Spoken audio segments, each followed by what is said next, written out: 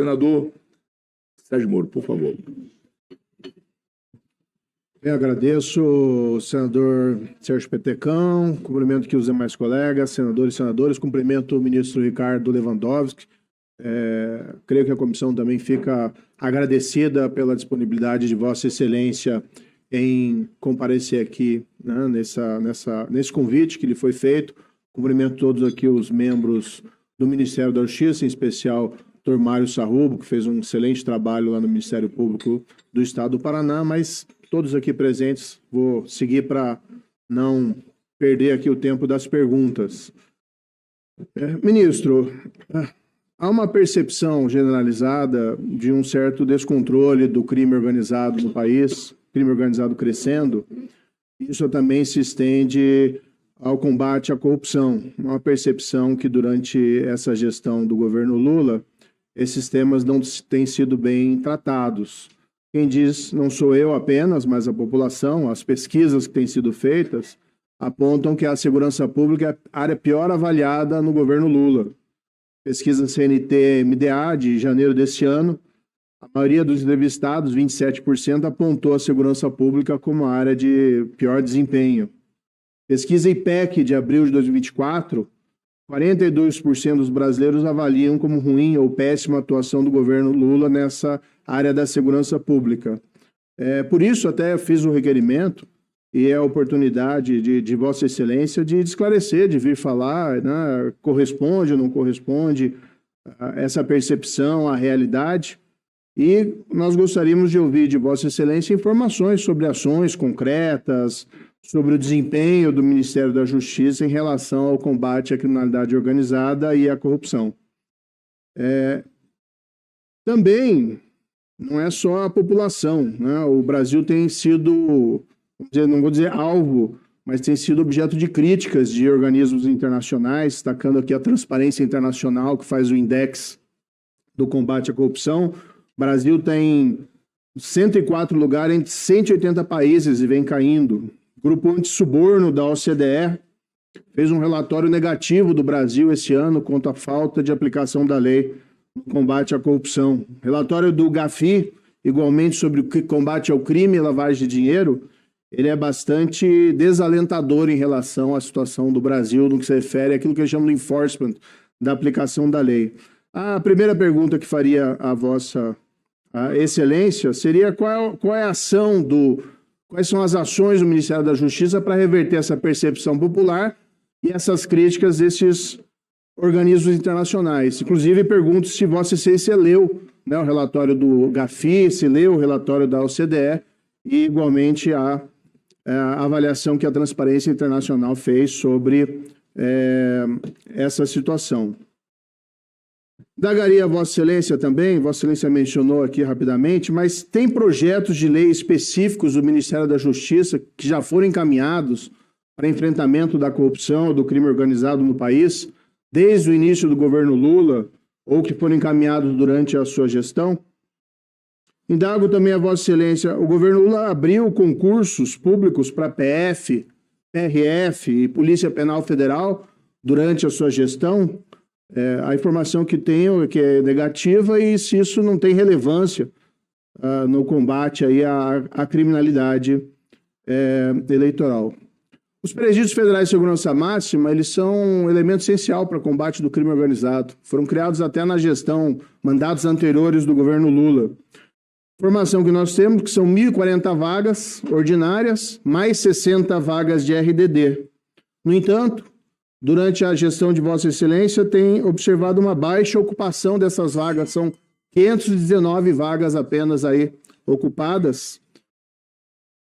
529 ou 519, e se não seria interessante haver uma ocupação maior, se está havendo alguma dificuldade na ocupação dessas vagas específicas. Como autor do requerimento, o senador Sérgio Petecão pediria um tempo extra, porque ali para a gente poder fazer essas indagações. Sobre a PEC da segurança pública, ministro Lewandowski, que aparentemente ainda não foi encaminhada ao Congresso, está sendo objeto de discussão, algumas indagações que eu teria é se ela realmente seria necessária. Por exemplo, no que se refere ao SUS, está legislado, tem a legislação, não tem sido questionada a constitucionalidade, está lá. Por que a necessidade da constitucionalização? Durante o governo Temer, durante a minha gestão no Ministério da Justiça, nós criamos centros integrados de comando e controle regionais para a integração das forças policiais. Criamos um lá, inclusive, em Foz do Iguaçu, o CIOF, para a integração de informações, inteligência e operações para enfrentamento aí do crime organizado. Eu indago se na gestão de Vossa Excelência ou na gestão do governo Lula se foram criados novos centros integrados e se a criação desses centros integrados já não indica a desnecessidade, né, de uma PEC da segurança para a integração das forças policiais. Além disso, né, o governo federal, a União Federal, tem um instrumento mais importante aí para enfrentamento da criminalidade, que é a iniciativa em matéria de norma processual penal e norma penal. E com isso pode, de certa maneira, fazer mais do que diretivas no combate à criminalidade. Se isso não estaria sendo subaproveitado, até mesmo porque, aparentemente, não há projetos de lei encaminhados pelo governo federal ao Congresso Nacional sobre a temática de criminalidade organizada. Sobre a atuação da Polícia Federal, o PCC, o Comando Vermelho, acho que todas essas organizações criminosas relevantes, elas atuam no tráfico internacional de drogas e de armas, muitas vezes até com lavagem transnacional. Isso já dá à Polícia Federal uma atribuição, a possibilidade de enfrentar o crime organizado. Lembro da minha gestão do Ministério da Justiça, que a Polícia Federal, né, prendeu lá o Fuminho, que era o segundo, né, do PCC, prendeu até lá em Moçambique, numa operação complexa. Então, por que é necessário uma PEC para ampliar a competência da Polícia Federal para combater o crime organizado, se ela já tem essa competência, considerando que o crime organizado está envolvido normalmente em crimes de competência da Justiça Federal e, ipso facto, da própria Polícia Federal.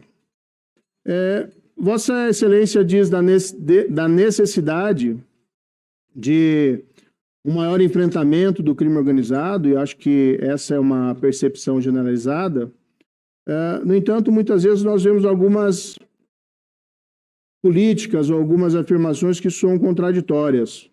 O Conselho Nacional de Política Criminal, CNPCP, que funciona junto ao Ministério da Justiça, aprovou um Plano Nacional de Política Criminal e Penitenciária para 2024 e 2027, que propõe, na prática, uma política de desencarceramento em massa. Ou seja, aquela questão, há presos demais e a solução para combater o crime é abrir a porta das cadeias. Embora seja um conselho, eu indagaria a Vossa Excelência se há concordância do Ministério com essa proposta de desencarceramento em massa. Vossa Excelência mencionou o projeto do ministro Flávio Dino, PL 226/2024, né, que restringe a soltura de criminosos habituais, reiterados ou ligados ao crime organizado, em audiência de custódia. Parece que é um projeto positivo. Eu sempre disse, eu não sou contra a audiência de custódia, o contato do preso com o juiz é positivo, mas tem havido solturas indevidas, e isso numa frequência preocupante. Mais de 40% ou 39% dos presos são soltos em audiência de custódia, e nisso tem pessoas que já cometeram reiteradas infrações. Essa comissão aqui, sob a presidência do Sérgio Petecão, senador Sérgio Petecão, inclusive aprovou projetos para restringir essas solturas. Agora foi aprovado no Senado e esse projeto está na Câmara. É muito fácil ao governo pedir urgência, muito fácil ao governo aprovar esse projeto, até porque normalmente esses projetos de endurecimento da lei penal têm encontrado principalmente resistência no próprio governo. Então, indago a Vossa Excelência se esse projeto não está no radar do Ministério da Justiça e se não poderia o governo simplesmente avançar para a aprovação disso com urgência, já que está ali na Câmara dos Deputados para aprovação. Queria também uma informação, aproveitando aqui, que esses dados não estão muito claros em transparência aberta. Quantas operações de prisões por crimes de organização criminosa foram feitas pela PF desde o início do governo Lula? Se esses números sofreram aumento ou redução nessa gestão, se esses dados estão disponíveis ou não estão disponíveis de transparência ativa. Confesso que minha equipe teve dificuldade de encontrar esses dados, principalmente no que se refere a dados de prisão. A mesma pergunta em relação a crimes de corrupção. Quantas operações de prisões por crimes de corrupção foram feitas pela PF desde o início do governo Lula? Se esses números sofreram aumento ou redução durante o governo Lula, se esses dados estão disponíveis de transparência ativa. E uma última pergunta, agradecendo a paciência aqui dos colegas, né, qual que é o efetivo atual da PF empregado exclusivamente em equipes de investigação contra o crime organizado e contra a corrupção? Há uma percepção que eu disse no início, ministro, desculpe voltar nessa questão, mas há uma percepção de que a área da segurança pública, né, é a pior avaliada dentro do governo Lula.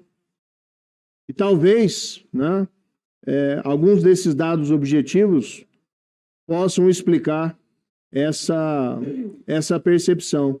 Então, a ideia dessa audiência pública era exatamente ouvi-lo, né, e obter respostas em relação a essas questões, o que o Ministério da Justiça e Segurança Pública está, de fato, fazendo em relação a esses temas. Porque tem muitas ações concretas que podem ser realizadas independentemente da PEC da Segurança Pública.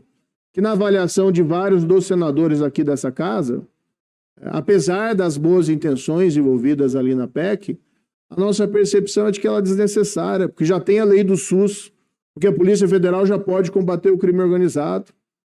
A própria PRF, né, teve as suas atribuições já ampliadas durante a gestão do governo anterior, inclusive por portaria ali da minha edição. Mas, enfim, se nós formos esperar a aprovação da PEC para começar a combater o crime organizado, até lá a população brasileira ficará desamparada. São essas indagações.